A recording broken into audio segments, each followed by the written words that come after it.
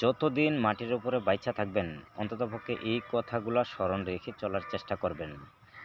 যদি আপনার কোনো মামলা থেকে থাকে তাইলে অবশ্যই মহামানবিজ্ঞ আদালত সম্মান করে, শ্রদ্ধা করে, সঠিক সময়ে উপস্থিত হয়ে আপনার বয়ান পেশ করে আপনার মামলাটা আপনি নিষ্পত্তি করতে হবে।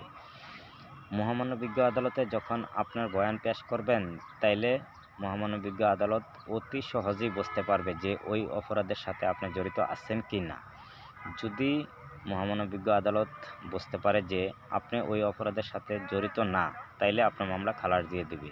যদি মহামানবিজ্ঞ আদালত বুঝতে পারে যে আপনি ওই অপরাধের সাথে জড়িত, তাইলে আপনাকে যা শাস্তি দেওয়ার তা শাস্তি দেবে। তবে মামলা রেখে কেউ প্রবাস জীবন পাড়ি দিবেন না।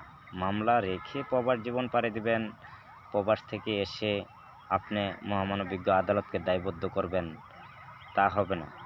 ভুল করছেন আপনি, ভুলের খেসারত আপনারই দিতে হবে। যদি কোনো মামলা হয়ে থাকে আপনি মামলা রেখে কখনো দেশ ছাড়ার চেষ্টা করবেন না।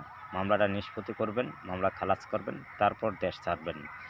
আর যদি আপনি মামলা রেখে প্রবাস জীবন পাড়ি দেন কিংবা দেশ ছেড়ে দেন, তাইলে মামলাটা যখন এক পর্যায়ে বিচার হয়ে যায় তখন কিন্তু আপনার নিশ্চিত সাজা হয়ে যায়। তখন কিন্তু আপনারা হায় হুতাশ করতে থাকেন। তো আংশিক সময়ের জন্য, ক্ষণিক সময়ের জন্য হয়তো আপনারা তাৎক্ষণিকভাবে চেষ্টা চালিয়ে যান যে কোনো না কোনো কারণে আপনি জামিন নেওয়ার জন্য। তো তার চেয়ে ভালো আমি মনে করি আপনি নিজে উপস্থিত থাইকা আপনার বয়ান পেশ কইরা আপনার মামলাটা নিষ্পত্তি করেন, আপনার মামলাটা খালাস করেন। খালাস কইরা তারপর প্রবাস জীবন পাড়ি দিবেন। তাইলে আপনার আর কোনো সমস্যা রইল না। এই কথাগুলো ভাই যখন আপনি মামলায় পড়বেন তখন আপনি বুঝতে পারবেন। তো বিশেষ করে সর্বস্তরের জনগণকে অনুরোধ করে বলছি, সবাই অপরাধ থেকে বিরত থাকুন।